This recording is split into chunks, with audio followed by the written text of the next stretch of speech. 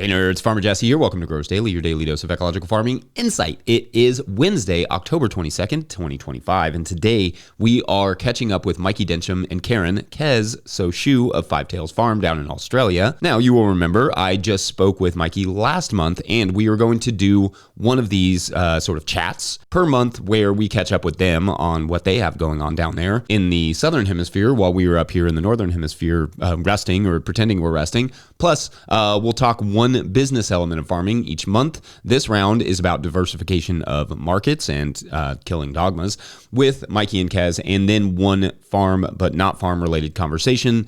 This month, that one is about transitioning to having a small child and farming.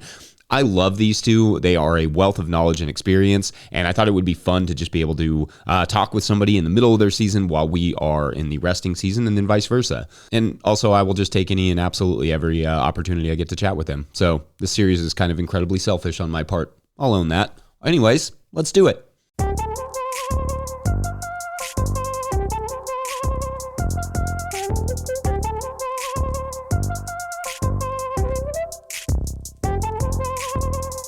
Kez and Mikey, welcome back to the show.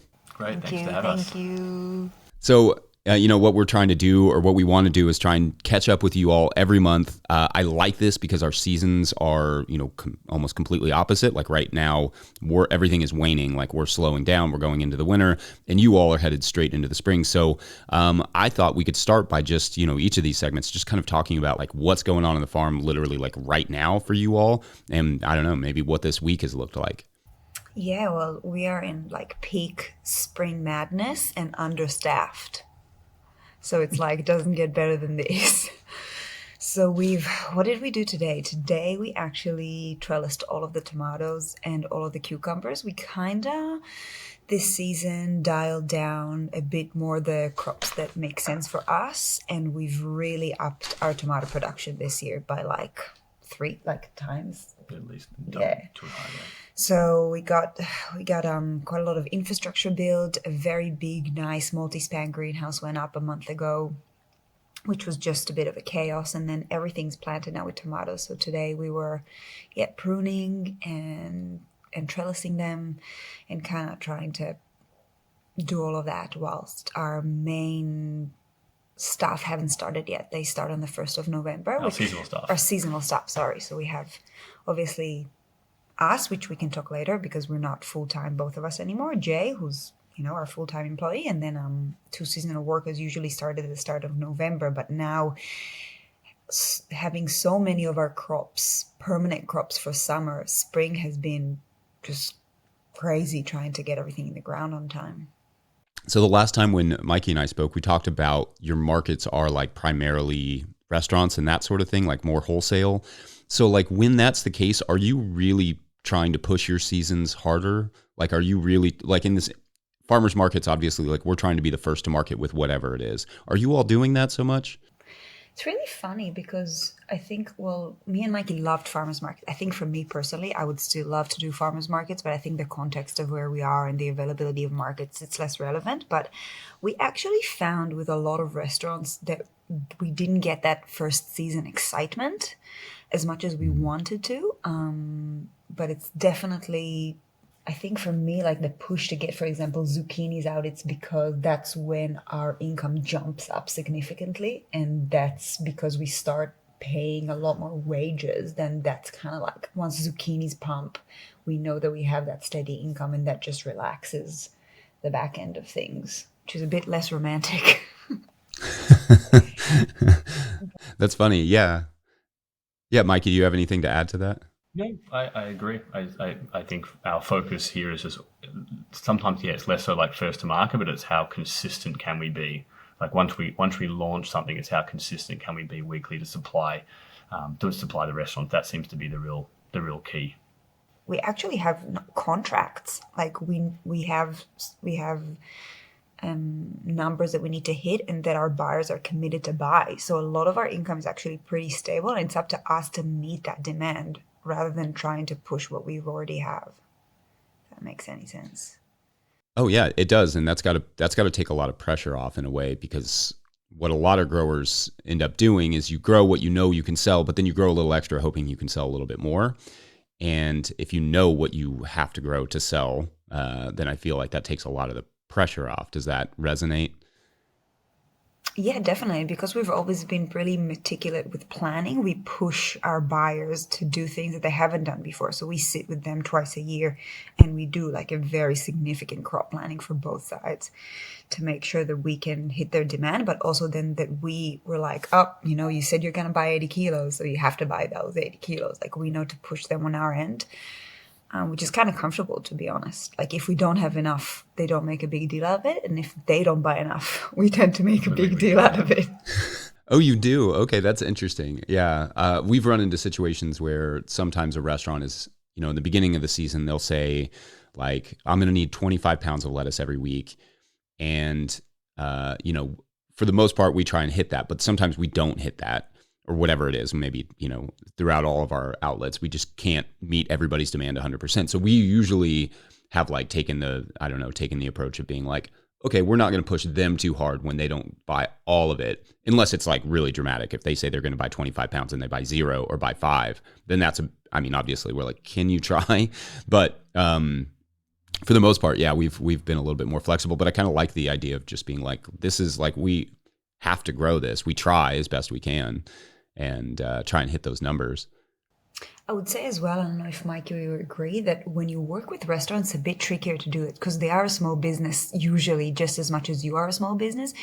And yeah, we those relationships, we don't tend to push that much, but the bigger customers that are bigger businesses have stronger backs, then we feel a lot more comfortable pushing because we know that they have a stronger base to come out of. If that makes any sense. Yeah, that makes a lot of sense because that is my feeling too. Is like sometimes when you're working with a small business, you're like, I get it because like we're also a small business. But then yeah, sometimes when you're working with a larger organization, and they're like, yeah, we don't need it. We're like, well, you all can handle that, and it's harder on us. It feels a lot easier to stand up for yourself in a way, rather than like when you're dealing with a chef and they're also an owner operator. Unlike you're dealing just with a buyer of this great but big company. Yeah, I like that. I also like the point that you talked about with consistency. I think, for the wholesale market, it's much more about consistency than it is necessarily about getting to market early. And it makes me think like, so once you start producing zucchinis, you're basically doing that until, you can't anymore, right? Is that kind of the idea? Yeah, and we've noticed that if there's a line, for example, we've worked hard with one customer to get on X many kilos of salad, like you were saying before, similar scenario, Jesse, and we faltered in the middle of winter for 2 weeks, and it was really hard to get. They found it hard to get certain customers back onto our lettuces when they had to supplement somewhere else. So for us, we realized that the consistency is the absolute key because for them, they're on their sales end. They're going to restaurants. They're trying to push our product. They're trying to sell it on our behalf. So we have to make sure that we've got it there weekly for them to sell, and then they can form those sold contracts with their buyers. So it kind of that trickle down effect of, who's supplying, who's demanding, and who's, so it's an important thing. Yeah, that's an interesting element of it that I hadn't really thought about is like from their end, they're like, well, we're trying to sell this product to somebody else and, it's not as good when we have to supplement. So that person now associates that with us. So they're not going to buy that product anymore. I feel like that can get complicated quick and it certainly puts the emphasis on being consistent. Yeah. And I think it's also, it's not always the nicest thing to say, but like, maybe 10% out of the restaurants are those restaurants that you love and they love you and they're direct. We have a bunch of amazing restaurants that we work with directly and they're the chefs that like are in it for, for the passion, for like the ideology. But 90% of the restaurants are in for convenience. And you see it a lot when you deliver, like people there are head down and they want something and they need it now. That consistency serves those 90% rather than the 10% that like really understand seasonality or they understand the farm or they understand weather or whatever. Right. I think that's an important factor in selling to restaurants too, is that these are extremely busy, overworked people a lot of times. And like they need things to just be there when they ask for them and what they expect. Otherwise it just throws a new wrench and they're just going to be like, how do I eliminate this other problem from what I'm doing if it's not consistent and it's not what they expect. All right, well, we're going to take a quick break. And when we come back, we'll talk a little business stuff. So BRB. Today's episode is brought to you by Farmhand. Renewal season is here, and the work you put in now is what brings members back next year. Ari Memar, founder of Farmhand and a guest you've heard on this podcast, has worked with regenerative farmers to create a playbook that turns renewal season into a growth season. One farmer, Melanie at Shake Fork Community Farm, brought in $40,000 in renewals in just 2 weeks using this strategy. Now, Ari and Melanie are sharing the exact approach in a free live workshop and downloadable playbook. Watch on demand and get the playbook at farmhand.partners/no-till. That's farmhand.partners/no-till. All right, back to the show. All right, so let's talk a little bit of farm business stuff. This is also going to be a monthly segment we're going to do here with Mikey and Kez. So maybe talk a little bit about something that you're thinking about right now, as you're growing your business and sort of, getting this business up and running. Yeah, it's a great question, Jess. I think one thing that we explored, and certainly it was something that came up a number of times when I was traveling around visiting a lot of big, medium, small-scale farming, is that a lot of these businesses, which are quite stable and profitable businesses, often have an element of diversification, whether it's diversifying within inside agriculture or it's diversifying outside of the agricultural sphere. But something that I found was pretty core is we like to call it like strategic diversification. I think that's the kind of rabbit hole that sometimes farms or small farms fall into, is that they diversify but not strategically. So then it ends up taking more time and more resources, and then it basically undermines their core enterprise, which is most likely actually agricultural production farming. So something we're exploring is how can we create more profitability in our business and stability through strategically undertaking other enterprises or other streams of income. Do you have examples of what that looks like? So, for example, I think it was a really nice one, is we've chosen, which I think a lot of small farms are. I think it's good to say that they're not groundbreaking stuff right here, yeah, where it's not like rocket science. It's just taking a step into a different direction, I would say. Yeah, absolutely. We're not reinventing any wheels. No, not reinventing the wheel at all. I think the only part that I like to stress is the diversifying in a way which doesn't undermine your ability to handle it, whether it be resources or whether it be labor, which I see quite often. So for an example for us, Jess, is we chose to buy a farm which is in a very beautiful area. So that's an asset. I think we realized pretty quickly when people were visiting that our farm was incredibly beautiful. So we thought, okay, what's the opportunity around which would be low risk and low cost diversification for us? So in Australia, for example, there's a platform, it probably exists in the States as well, called HipCamp, which is basically Airbnb for campers. So we have a riverside paddock, which is not productive for agriculture or farming, but it is aesthetically incredibly beautiful. So across the year, currently, we probably make $8,000 a year. That was our first season opening up, simply from people coming into the farm, pitching a tent at the back of the farm away from our production space. And it's not pitching a tent, it's coming with a caravan. Sorry, you're right. So we chose to have... So there's not even toilets or anything there. To have caravans. But for us, it's enabled us to have a very easy cash flow in. $8,000 is not a small sum. It's a small sum, but also not a small sum, which we can then leverage for whether it be labor, whether it can be paying back mortgage, whatever it is. It's been a really, I think, helpful step in our thinking as a business for moving towards growth and I think stability as well. And is there any upkeep that comes with that? I guess you're probably having to check the site to make sure it stays clean and those sorts of things. Everyone leaves it really clean. We put quite a high price point on it for camping.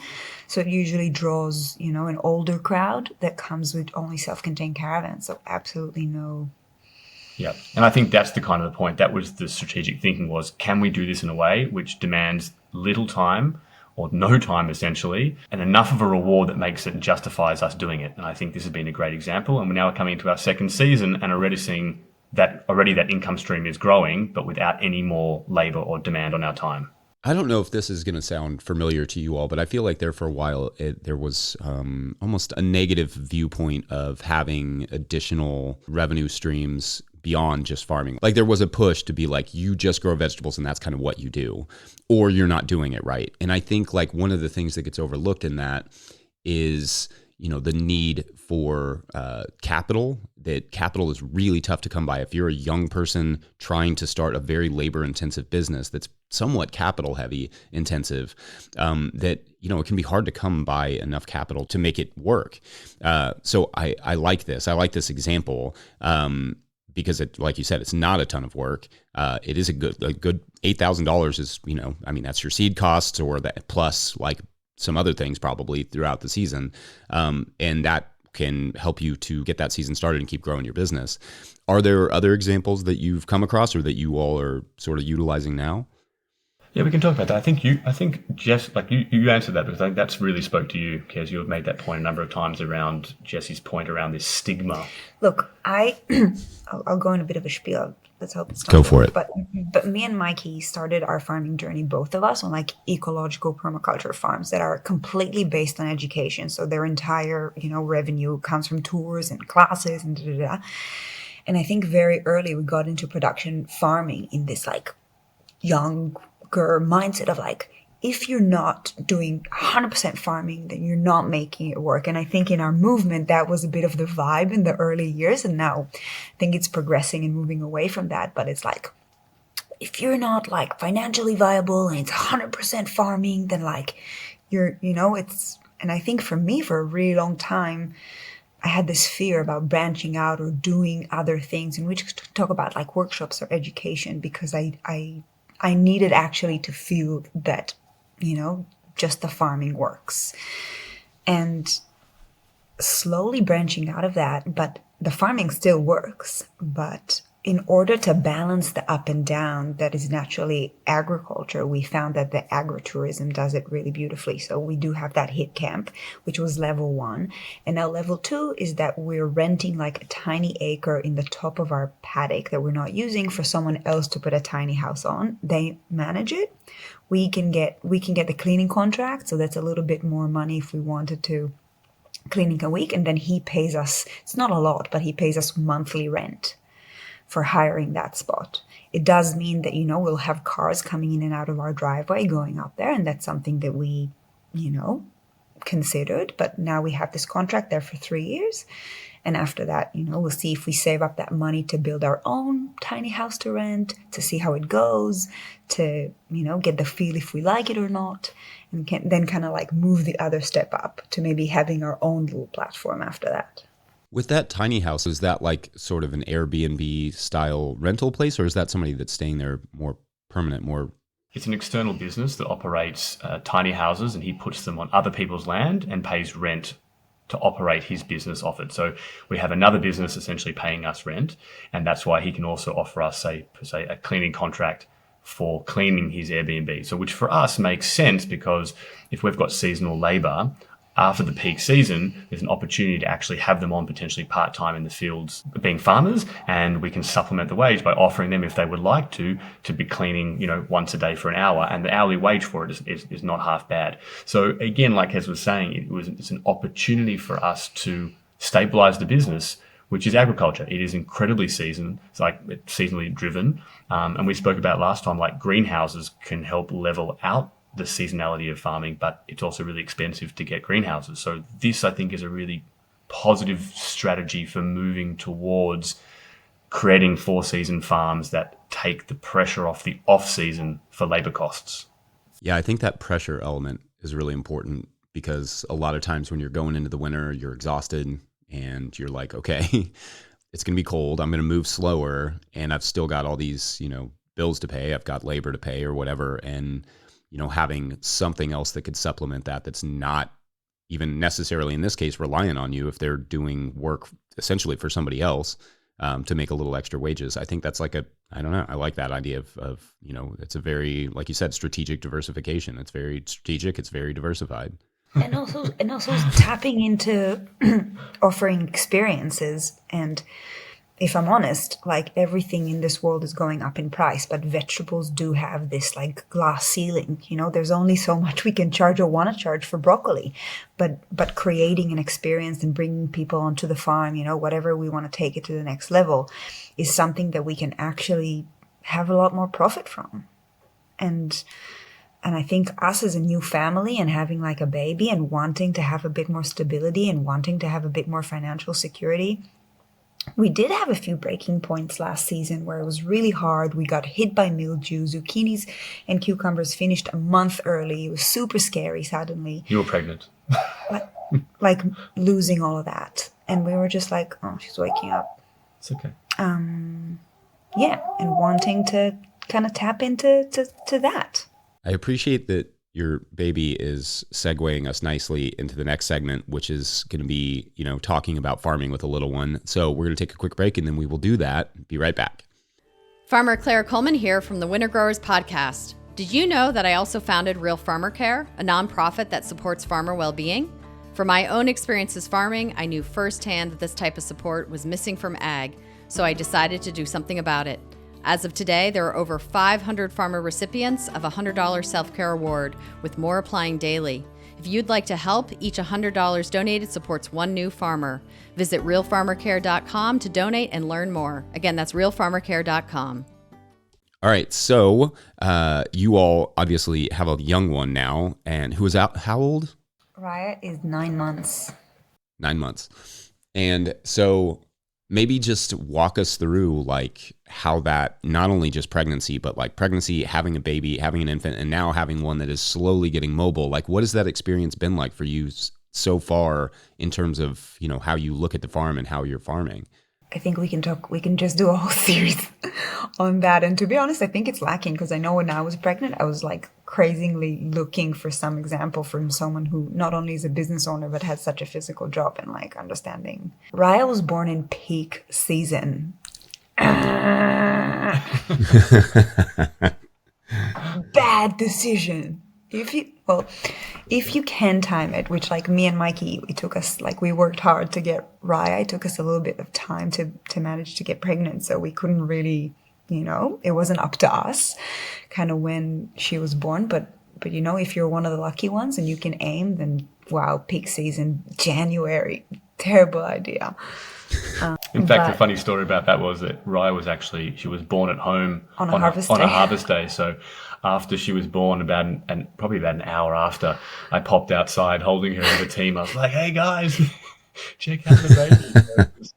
It was peak season, literally peak season. Everyone was around. It was crazy. No, but like if we take it seriously, like I'll just touch quickly. Being pregnant for me was like fine. I just slowed down really towards the end. I needed like to go inwards a bit, but kind of cruised through it and worked and really loved it and helped me be, outside and mobile. But definitely like a huge, like disclaimer, I love her. She's the best thing ever, but it was a huge slap in the face. For me personally, just because farming is like such a big part of who I am. It's such a big part of like my self-worth, my self-esteem, like how I define myself, like working outside, working hard, being part of the team, and like all that just stopped completely. And then also me and Mikey have such different skill sets that we bring to the farm. And suddenly I couldn't do so much, physically couldn't do, for at least 3 months, a huge part of my work. And I think finding the balance of that, of like Mikey trying to suddenly tap into the stuff that I did and me wanting to be part of the farm, but really I couldn't. Yeah, it was really, really, really hard. Like I don't know, I missed it so much, and the farm definitely suffered a bit from it. Our workers worked very hard for the first, 3 months, trying to catch everything up. And I think now we're getting into the hang of things. Now me and Mikey, I got to the point where we could share the load a bit more. So, now maybe 2 days a week, I'll go outside and Mikey will stay with her and I'll come and feed her in the meanwhile. And it took me a while to like remember that I'm good at it. That like, oh, I am good at harvest and I can do this quickly. And it's like, I can do this just as Mikey can do it, because something about like my identity kind of shifted. And like my ability, because your body's obviously a bit out of shape. But from one hand, it's like the best thing when she's around and we're outside and we're doing things together. It's the best feeling in the world. But it's also like incredibly, incredibly challenging, I guess, to have no breaks, because we're constantly trying to catch up because one of us is out of doing something else. Yeah, it feels like a big, big big marathon, big race. But we're also in spring, and I need to remember that we're in this very, very busy time. But Yeah. wow, that was a really big blur. But I think that's kind of what it is, though, isn't it? I think like it's really hard to prepare for. And then once it happens, you're just in it for months. And there's only so much, like I know as from my perspective, like I did everything I could think of to help Hannah, when we had 2 young kids, one and then another one later. And then we had, one that was 4 years older than the other one, which still requires a lot of work. Like I did everything I could, but it does really lock mom down to have, especially an infant. Those first 3 months are really, there's just nursing every, really, really regularly. So, yeah, it's a lot, and it's hard to anticipate that, and it's hard to like have a good plan for it. You know what I mean? Is there anything in retrospect that you're like, well, maybe this is one thing that I wish we'd known or I wish we'd sort of planned for? I think having good people around is really important. And if I could, I would probably get someone who's a full-timer that's similar to me in personality, so they could take up some of the stuff that I did without it having to fall on Mikey. That's not his strength, which is more of like the organization stuff and, the scheduling and that sort of stuff. Shout out to Which is our work with last year. Like literally they held the farm with Jay. Those 3 were just like, I think investing in incredible workers really made it easier for us to get through a really tough time.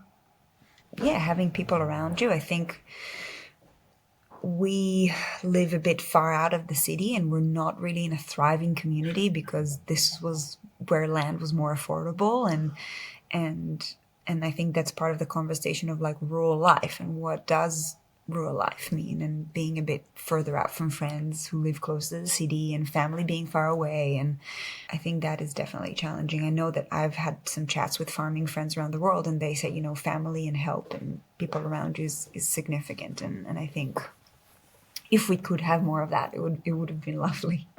Yeah, I mean, for us, like when we had our first child, who's now about to turn 11, we were living off grid in a cabin in basically like an hour from anything, and we were 3 hours from our parents. One of the big reasons we moved is just to be closer to family, because not only is it, I mean, free labor, essentially, they want to do it. Like they want to be with the kids. So it's like, it's really helpful to have just people that can come and watch the kid while you do, your farming stuff, or just like get a break for a minute, and then also bring you food and all the things that you need, especially in those first few months.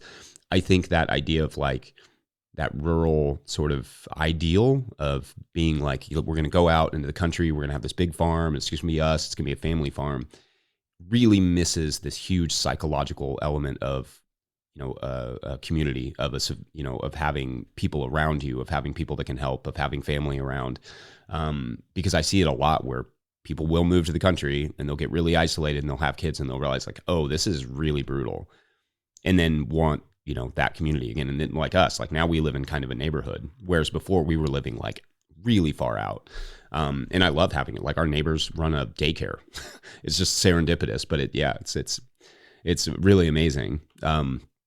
And they're awesome people. So like we've lucked out in that sense, but I feel like those are things that just don't get really talked about or enough. It changes our conversation. Even like when we think about how the farm's going to look like 3 years, 5 years from now, and where we want to put the profits and money, we suddenly said, okay, maybe we want to put our profits into building a little house we can rent. So we have another family living on site, and part of my personal motivation to get the farm pumping is that we can hire more people so we can have more people here.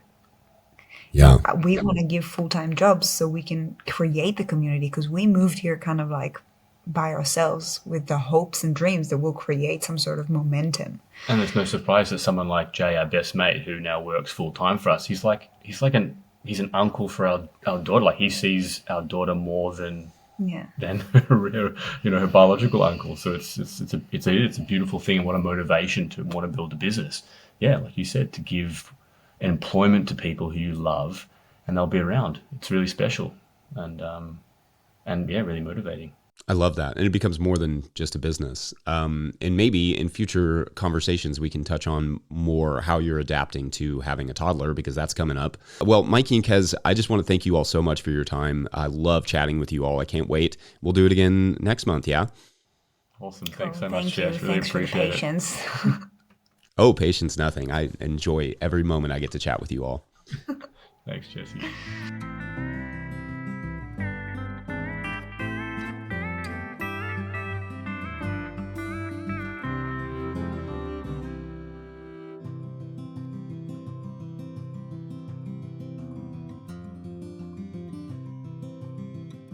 All right. I hope you enjoyed that chat with Mikey and Kez. We will have them join us again next month. And in fact, Patreon members, if you have any specific questions for Mikey and Kez, let me know and I will get that to them. I'm sure they'd be down to answer those.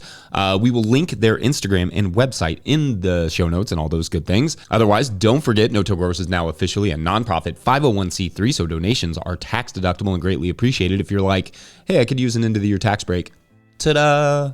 Please make sure to like and subscribe and or follow wherever you're getting this podcast. That's an easy way to help us out. Enormous thank you to all of our show sponsors. And if you'd ever like to sponsor the show, you can reach out to Farmer Michelle at notillgrowers.com.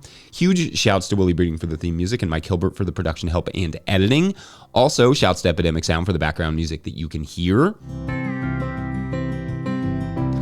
Pick up a hat or a copy of my book, The Living Soil Handbook, at notillgrowers.com to support our work. Big thank you to everyone over at patreon.com/no-till-growers, where at a certain level, or if you just bump up from one level to another, or you sign up in the month of October, you get a shout out on the show. But the way it worked out this week, we will have our shout outs for tomorrow. So get signed up and be on the lookout or listen out for that. Otherwise, thanks for watching and or listening. We will see you then. Bye.